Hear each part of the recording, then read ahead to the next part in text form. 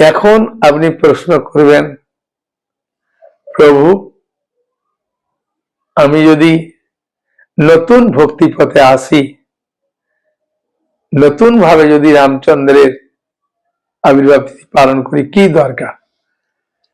শুধুমাত্র ভগবান রামচন্দ্রের প্রতি আমাদের একটা কাজ কি? তার চরণ কমলে শরণাগত হওয়া। এই শরণাগত হওয়ার প্রথম ধাপ হচ্ছে এই রাম নবমী তিথি পালন করা। তার আগের দিন আপনি পেট ভরে খেয়ে নিলেন, ঠিক আছে? ওই দিন রাত্রে পেট ভরে খেলেন, যা খেলেন সাধারণত নিরামিষ প্রসাদ মানে খাবেন, আর ভাত ডাল সবজি মুড়ি যা খেলেন পেট ভরে খেলেন। হ্যাঁ, খাওয়ার আগে আপনি ভগবানের কাছে দাঁড়িয়ে এটাকে বলে সংকল্প, হাত জোর করে বললেন, হে ভগবান, আমি আগামীকাল সুন্দরভাবে রামনবমী তিথি পালন করতে চাই, 12টা পর্যন্ত উপবাস করব, তারপরে যেমন যেমন ভোগ লাগাবেন, যেমন যেমন করবেন সব খুলে বলে দিলেন। এবং বলার সময় আপনি বললেন, ভগবান আমি চেষ্টা করব। হ্যাঁ, তাহলে যদি আপনি নাও করেন, ভগবান বলবেন তো ও তো চেষ্টা করে বলেছে, কোনো অসুবিধা নেই, ঠিক আছে? ভোরে উঠে পড়লেন, আবার ওই আগের দিনেই খুব সুন্দরভাবে আপনার মন্দিরটা খুব সুন্দরভাবে সাজালেন, হ্যাঁ, বুঝলেন, পরিষ্কার করলেন। দেখবেন ভগবানের সেবা করলে কি আনন্দ। ওই দিন করে দেখবেন, একটু পরিষ্কার করলেন মন্দিরটা, বিভিন্ন রকম লাইট লাগালেন, হ্যাঁ, আম পাতা বিভিন্ন রকম ভাবে কেউ পাতা টাতা দিয়ে সাজায়, যেমন ভাবে আপনার যেমন সুযোগ, এর কোনো এ নেই। পরিষ্কার তো করতে অসুবিধা নেই, পরিষ্কার করলেন খুব ভালো লাগবে। তাহলে ভোরে উঠে পড়লেন 4টের সময়, গঙ্গা গঙ্গা বলে স্নান করলেন, ধোয়া বস্ত্র একটু পরিষ্কার সুন্দর বস্ত্র পরলেন, ভগবানের কাছে দাঁড়িয়ে, হ্যাঁ, উনি তার আগে তো তিলক করে নিলেন, যে তিলক আপনার থাকে বা করেন, নাহলে সেট নিলে তিলকে সেট পাবেন। তাহলে ভগবানের কাছে দাঁড়ালেন, প্রণাম করলেন, ধূপ দীপ দিলেন, হরিনাম করলেন, হ্যাঁ, বুঝেছেন? এবং আপনি যদি ভগবানকে সুন্দর করে ভোগ লাগাবেন, হ্যাঁ, অনেক কিছু জিনিস, ভগবান রামচন্দ্রের কোনো এরম ভাবে স্পেশাল কোনো খাবার নেই, বুঝেছেন? কেন উনি তো বনবাসী ছিলেন বেশি, হ্যাঁ, একটু ফল দিলেন, হ্যাঁ, অন্ন ডাল সবজি, যেমন আমরা শাক ডাল আছে, হ্যাঁ, নিরামিষ পাত্রে রান্না করলেন, করে ভগবান রামচন্দ্রকে দিলেন, প্রতিটা পদে তুলসী পাতা দিলেন, 1 গ্লাস ঠান্ডা জলও দিলেন, ভোগ লাগালেন। বুঝেছেন? এবং আপনি যদি বলেন, প্রভু আমি তো অভিষেক করব, যদি অভিষেক করবেন, তাহলে ভগবান রামচন্দ্রের বিগ্রহ বা ফটো রাখলেন, যা আছে আপনার কাছে। একজন ভদ্রলোক বলছেন, প্রভু আমরা ভাগবত নিয়েছিলাম, এই ভাগবতে রামচন্দ্রের আছে, এই রামচন্দ্র ভগবান এই বইটা এরকম করে রেখে, হ্যাঁ, আর পাশে পাত্র রেখে আমি পঞ্চগব্য দিয়ে অভিষেক করেছিলাম। পঞ্চগব্য মানে হচ্ছে গাভী থেকে যে 5 রকম আসে, হ্যাঁ, দুধ, দই, ঘি, গোচনা আর গোমূত্র, হ্যাঁ, বুঝেছেন? আর পঞ্চ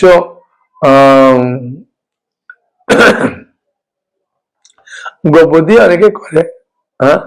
আর যদি বলেন যে প্রভু আমার কাছে ওই গোমূত্র আর গোচনা পাওয়াটা কঠিন, আমরা তো শহরে থাকি, তাহলে পঞ্চামৃত দিয়ে করবেন। পঞ্চামৃত হচ্ছে ঘি, বেশি লাগে না, অল্প একটু ঘি নিলেন, হ্যাঁ, অল্প একটু দই নিলেন, অল্প একটু দুধ নিলেন, আর মধু নিলেন, আর মিজরির জল নিলেন, হ্যাঁ, মিজরির জলটা তো বেশি দেওয়া যায়, হ্যাঁ, বা কেউ কেউ গঙ্গা জলও দেয়, হ্যাঁ, কিন্তু পঞ্চামৃত বলতে এই 5টা। এবার এক্সট্রা কেউ গঙ্গা জল দিল, কেউ ডাবের জল দেয়, হ্যাঁ, বিভিন্ন রকম দেয়। মায়াপুরী অভিষেকে বিভিন্ন ফলের রস দেয়, সেটা আমার বাড়িতে দরকার নেই, সিম্পল ভাবে করলে ভালো। মানে পাশে পাত্রটা রাখলেন আর বইটা রেখে দিয়েছে, ওই যে প্রভু আমি উঁচু থেকে এরকম করে ঢেলে হবে। রামচন্দ্রের চিন্তা ভাবনা করলেই ভগবান খুশি হয়ে যাবে, হ্যাঁ, পঞ্চামৃত দিয়ে করেছেন। করার পরে তারপরেতে ভালো করে মুছে পরিষ্কার টরিষ্কার করে, আর ওই যে রান্না করেছিল বিভিন্ন রকম সুন্দর সুন্দর জিনিস ভোগ লাগালো।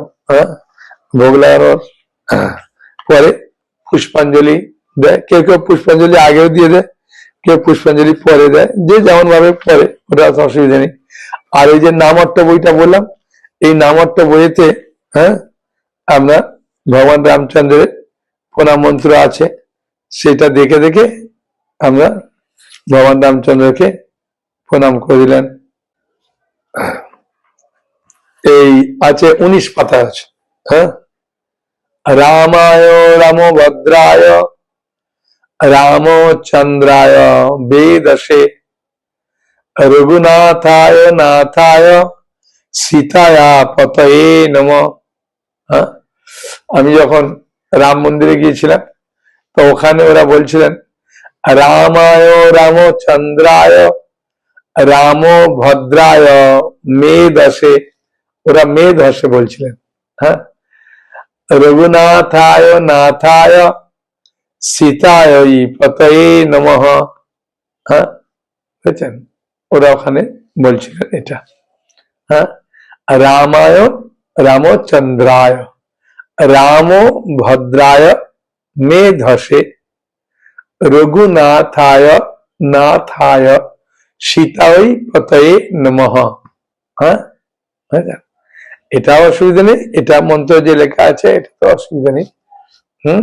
ভগবান চন্দ্রকে প্রণাম নিবেদন করছেন, এটা অসুবিধা নেই। 3 বার দিলেন প্রণাম করার সময়, এসব পুষ্পাঞ্জলি বলে আমরা ভগবানের চরণে অর্পণ করে দিলেন। বুঝেছেন, সমর্পয়ামি বলে দেয় অনেকে। মন্ত্র বলে, মন্ত্রটা বললেন, বলা পরে সমর্পয়ামি, সমর্পণ করলাম। তো এইভাবে ভগবান রামচন্দ্রকে পুষ্প নিবেদন করে দিলেন, ভোগ লাগালেন, প্রণাম করলেন। আর রামচন্দ্রের যদি লীলা পড়তে চান তাহলে ভাগবত আপনাকে নিতে হবে। এই ভাগবতে খুব সুন্দর ভাবে সব আছে। এখন প্রশ্ন হচ্ছে যে প্রভু ভগবান রামচন্দ্রের যদি আমি তার একটু সেবা করি, তিনি আমাকে কি প্রতিদান দেবেন? না, তার উত্তর আমি দিচ্ছি না, তার উত্তর রামায়ণই দিচ্ছে। শুধুমাত্র জটায়ু যখন রাবণ সীতামাকে নিয়ে যাচ্ছিলেন, জটায়ু তাকে বাধা দিতে গেছেন, আর ভগবান রামচন্দ্র সেবা করার জন্যে এটা তিনি করেছিলেন, সীতামাকে রক্ষা করার জন্য। তা রাবণ তার ডানা দুটোকে কেটে দিয়েছে।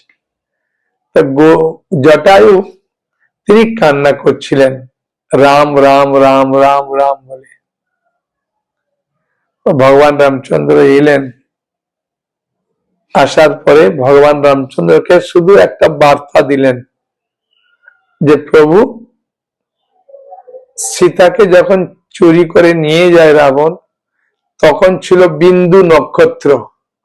এই বিন্দু নক্ষত্রতে যা কিছু যায় নিখুঁত ভাবে তা ফিরে পাওয়া যায় বলি দেহত্যাগ করলেন। ভগবান রামচন্দ্র তাকে কোলে নিয়ে, পিতৃহারা হলে যেমন সন্তান কান্না করে, ভগবান রামচন্দ্র কান্না করে তাকে গোদাবরী নদীর তীরে গিয়ে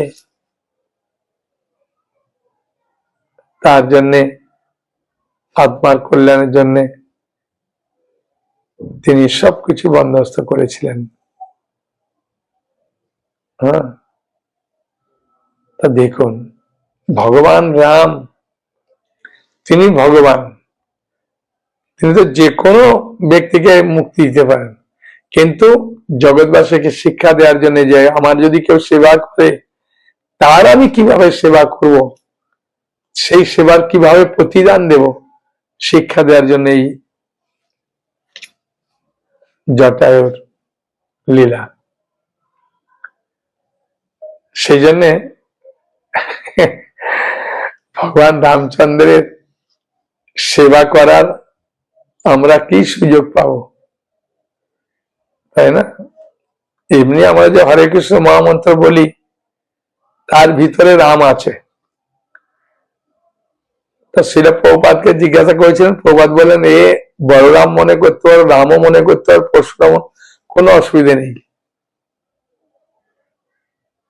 রাম মানে আনন্দ। তাই হরিনাম করলে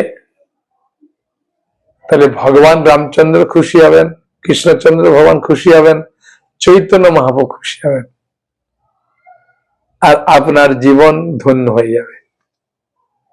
তাই আমি অনুরোধ করব, হরে কৃষ্ণ মহামন্ত্রের মধ্যে দিয়েই সবকিছু করুন, তাহলে আপনি খুব আনন্দ পাবেন। কারণ কলিযুগের যুগধর্ম হরিনাম সংকীর্তন, নাম রূপে কলিকালে কৃষ্ণ অবতার। হ্যাঁ, আর মহাপ্রভু বলছেন নাম হইতে হইবে তোমার সর্বসিদ্ধি হবে তোমার। প্রভু কয়ে কইলাম এই মহামন্ত্র, ইয়া জপ গিয়া করিয়া নির্বন্ধ, ইয়া হইতে সর্বসিদ্ধি হইবে তোমার। সর্বক্ষণ বলইতে বিধি নাই, আর কোন নিয়ম কানুন নেই ভগবানের নাম নিতে। তাই অনুরোধ করব, ভগবানের নাম গ্রহণ করুন,